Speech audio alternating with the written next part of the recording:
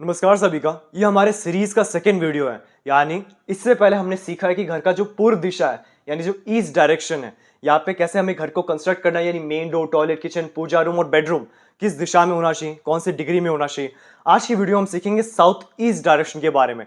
यानी कि अगर आपका प्लॉट का जो फेसिंग है वो है साउथ ईस्ट यानी अग्नि कोण का दिशा, तब आपको कैसे घर में कंस्ट्रक्शन करवाना है वास्तु के रूल्स के अनुसार, यानी जो मेन डोर, टॉयलेट, किचन है ये किस तरफ आना चाहिए। अब सबसे पहले जानते हैं कि साउथ ईस्ट का मतलब क्या है, यानी साउथ ईस्ट फेसिंग का मतलब क्या होता है कि जो आपका रोड साइड है यानी जो रोड है, या फिर जो फ्लैट्स में पैसेज होते हैं, यानी कि आप लिफ्ट से बाहर निकलते हैं और घर के अंदर एंटर होते हैं साउथ ईस्ट की तरफ, जो पैसेज है या जो रोड है अगर वो साउथ ईस्ट है तो इसको हम कहते हैं कि बिल्डिंग साउथ ईस्ट फेसिंग है। तो सबसे पहला पॉइंट हम कवर करेंगे मेन डोर के बारे में, लेकिन उससे पहले हम बाकी के डायरेक्शंस लिख लेते हैं। जैसे south east, south, south west, west, north west, north, north east और ईस्ट, यानी ये हमारे बेसिक डायरेक्शंस हो गए। अब इसके बाद सबसे पहले हम जानेंगे मेन डोर के बारे में। अब मेन डोर जो होता है वो हमेशा 3 और 4 के पद में ही होना चाहिए, यानी N3 N4, E3 E4, S3 S4, W3 W4। इसका मतलब है कि ये जो वास्तु चक्रा है यानी वास्तु का टूल जिसके द्वारा हम वास्तु चेक करते हैं, इसमें आप क्लियरली नोट कर सकते हैं कि जो ग्रीन पद है यहाँ पे ही आपका मेन डोर कंस्ट्रक्ट होना चाहिए। यानी अगर आपका साउथ ईस्ट फेसिंग घर है तो ट्राई कीजिए कि जो मेन डोर है वो या तो E3 E4 के तरफ या फिर S3 S4 के तरफ, यानी कि जो एग्जैक्ट ईस्ट डायरेक्शन है आप इस तरफ मेन डोर कंस्ट्रक्ट करवा सकते हैं, या फिर साउथ की तरफ यानी S3 S4 का जो पद है इस तरफ आप मेन डोर को कंस्ट्रक्ट कर सकते हैं। लेकिन जो साउथ ईस्ट एग्जैक्ट स्पॉट है यहाँ पे कभी भी कंस्ट्रक्ट नहीं करना है। अब एक चीज जरूर नोट करना है कि जो बिल्डिंग है वो टिल्ट नहीं होना चाहिए, यानी कि सपोज आपका प्लॉट का सेंटर है तो आप सेंटर से नोट कर सकते हैं कि कितना डिग्री आपका क्रॉस है। हमेशा ऐसे देखा जाता है कि जो आर्किटेक्चरल प्लान है उसमें मार्क किया जाता है कि नॉर्थ एंड साउथ किस तरफ है, बट बिल्डिंग एक्चुअल में क्या होता है वो क्रॉस होता है, यानी जो बिल्डिंग हम 0 डिग्रीज मानते हैं वो क्रॉस हो जाता है, जिसको हम विद दिशा प्लॉट कहते हैं। इसका मतलब है कि जो साउथ ईस्ट है जिसको आप यहाँ पे सेंटर में मानते हैं वो हो सकता है कि साउथ ईस्ट ईस्ट की तरफ शिफ्ट हो जाए या फिर साउथ की तरफ शिफ्ट हो जाए, यानी जस्ट 15 to 20 डिग्री क्रॉस होने के कारण जो साउथ ईस्ट सेंटर में होना चाहिए वो लेफ्ट या राइट शिफ्ट हो जाता है। बट हम इस वीडियो में अज्यूम करते हैं कि आपने अपने डिग्रीज को फाइंड आउट कर लिया है और आपका साउथ ईस्ट सेंटर में है। अब सेंटर के अनुसार कैसे हम कंस्ट्रक्ट करना है वो हम जानेंगे। सबसे पहला आता है मेन डोर, यानी घर का जो मुख्य द्वार है ये आपको E3 E4 या फिर S3 S4 में ही कंस्ट्रक्ट करना है। सेकेंड आता है टॉयलेट्स। टॉयलेट्स बेसिकली 3 डायरेक्शन सबसे अच्छा माना गया, यानी ESC, SSW और वेस्ट नॉर्थ वेस्ट।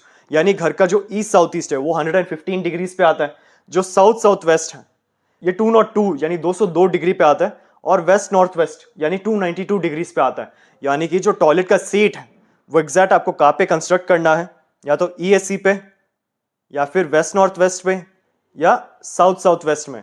इसका मतलब है कि जो कमोड है, अब जैसे टॉयलेट तो काफी बड़ा होता है, ये पूरा आपका टॉयलेट है, लेकिन इसमें जो सीट है वो एग्जैक्ट 202 SSW के आसपास ही होना चाहिए, तब ये one of the auspicious direction माना जाता है टॉयलेट्स बनाने के लिए। यानी 3 दिशा आपके लिए टॉयलेट्स के लिए बेस्ट है। साउथ ईस्ट फेसिंग है तो साउथ ईस्ट के थोड़े से लेफ्ट साइड में आप सीट कंस्ट्रक्ट कर सकते हैं, या फिर second option waste north waste आता है, थर्ड ऑप्शन SSW आता है। इन 3 दिशाओं में आप टॉयलेट्स को कंस्ट्रक्ट कर सकते हैं, कोई नेगेटिव इफेक्ट नहीं है।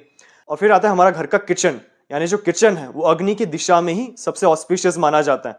अग्नि की दिशा कौन सी है? साउथ ईस्ट से साउथ तक, यानी जो साउथ ईस्ट स्टार्टिंग पार्ट है उससे साउथ तक आप किचन को कंस्ट्रक्ट कर सकते हैं, यानी पूरे हिस्से में कहां पे भी आप बर्नर प्लेस कर सकते हैं। सेकेंड बेस्ट डायरेक्शन कौन सा है? वेस्ट, यानी एग्जैक्ट जो पश्चिम दिशा है यहाँ पे भी आप बर्नर को प्लेस कर सकते हैं, बट उसके नीचे येलो स्लैब यूज करना जरूरी है। इस दिशा में किचन होना खुद एक रेमेडी की तरह है, बट वेस्ट में अगर आप किचन बनाएंगे तो ट्राई कीजिए कि येलो स्लैब हो और 270 डिग्री के आसपास हो, तब ये किचन के लिए one of the auspicious direction है। फिर आता है हमारा घर का पूजा रूम, यानी साउथ ईस्ट फेसिंग में पूजा रूम कहाँ पे बनाना चाहिए? पूजा रूम हमेशा बनता है नॉर्थ ईस्ट के आसपास, यानी जो ईशान कोण है जिसको हम देवमूल कहते हैं, यहाँ पे ही आपको अपने घर का मंदिर बनाना चाहिए। मंदिर में 2 कंडीशंस आपको देखना जरूरी है। सबसे पहला कि मंदिर में रेड कलर बहुत ज्यादा यूज नहीं होना चाहिए, जैसे दुर्गा माँ की चुन्नी है तो उतना काफी है, यानी red slab, red colour walls, red colour का बल्ब, काफी ज्यादा रेड यूज किया है तब वो नेगेटिव है। और सेकंड क्या है कि मल्टीपल आइडल्स नहीं होना चाहिए, यानी भगवान गणेश का एक आइडल, सेम भगवान गणेश का एक और आइडल, एक और फोटो गणेश जी का, तब वो नेगेटिव है, ये इल्यूजन क्रिएट करता है। सो मंदिर में सिंगल आइडल होना चाहिए, जितने कम आइडल्स है उतना ऑस्पिशियस है, क्योंकि जितने आइडल्स आप रखेंगे उतना ज्यादा आपको टाइम मेडिटेशन में, प्रे के टाइम ज्यादा टाइम स्पेंड करना पड़ेगा। अगर आप नहीं करते तो ट्राई कीजिए कि कम से कम आइडल्स हो जिनको आप सबसे ज्यादा मानते हैं, उन्हीं का ही अगर आप आइडल या फिर फोटो प्लेस करेंगे तो काफी अच्छा माना जाए। लेकिन मल्टीपल आइडल्स प्रॉब्लम क्रिएट करता है। सो मंदिर आप नॉर्थ ईस्ट में और वेस्ट में दोनों जगह पे मंदिर बनाया जा सकता है। फिर आता है हमारा बेडरूम। बेडरूम बेसिकली आप किसी भी दिशा में बना सकते हैं, कोई नेगेटिव इंपैक्ट नहीं है।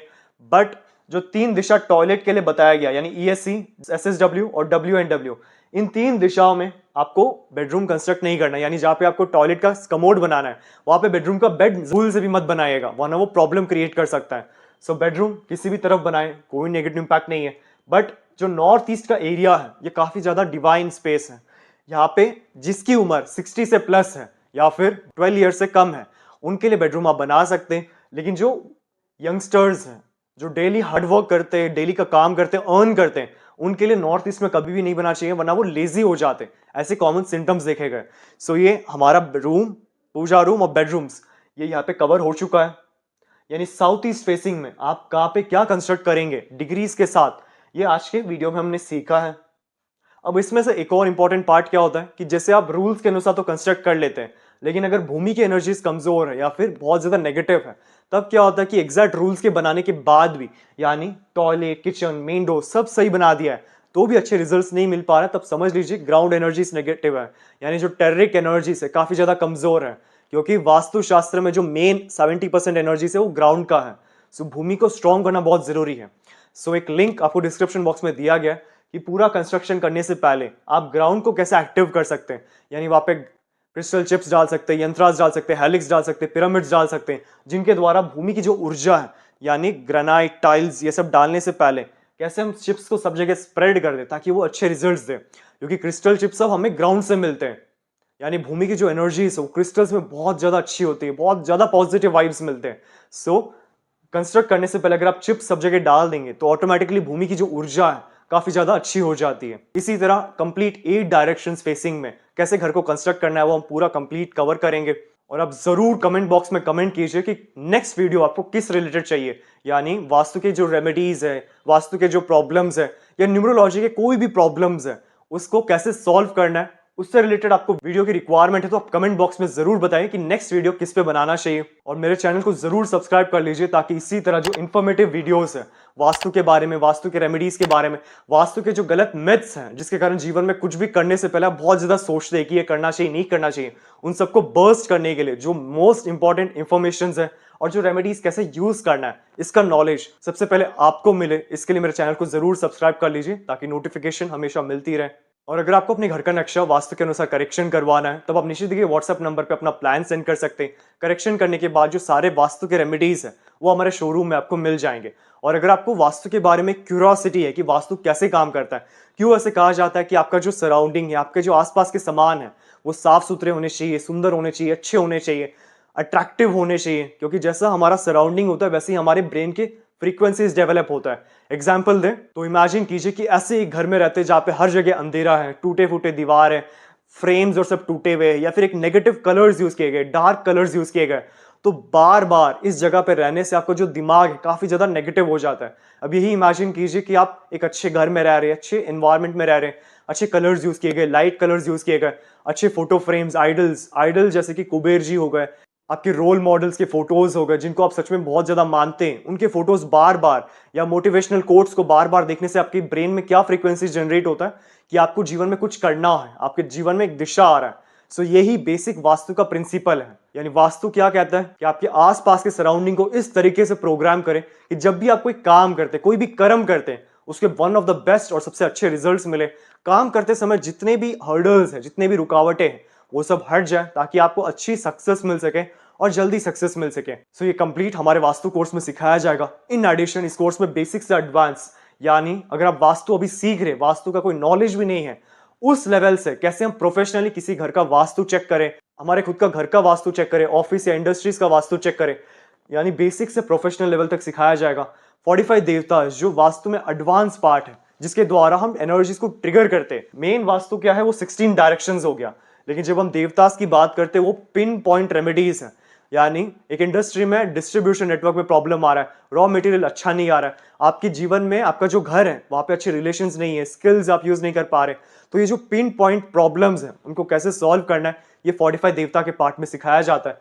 और ऑरा स्कैनर्स एंड पेंडुलम्स ये बेसिकली वास्तु के एक टूल्स हैं जिसके द्वारा हम एनर्जीज को सेंस करते हैं, यानी कि जो हमने कंस्ट्रक्शन किया है ये सही है या गलत, जो रेमेडीज हम यूज करते हैं ये सही है या गलत, इस रेमेडी को यहाँ पे प्लेस करना चाहिए या फिर यहाँ पे प्लेस करने चाहिए, सबसे बेस्ट रिजल्ट कहाँ से मिलेगा, ये सब हम ऑरा स्कैनर्स एंड पेंडुलम से फाइंड आउट कर सकते हैं।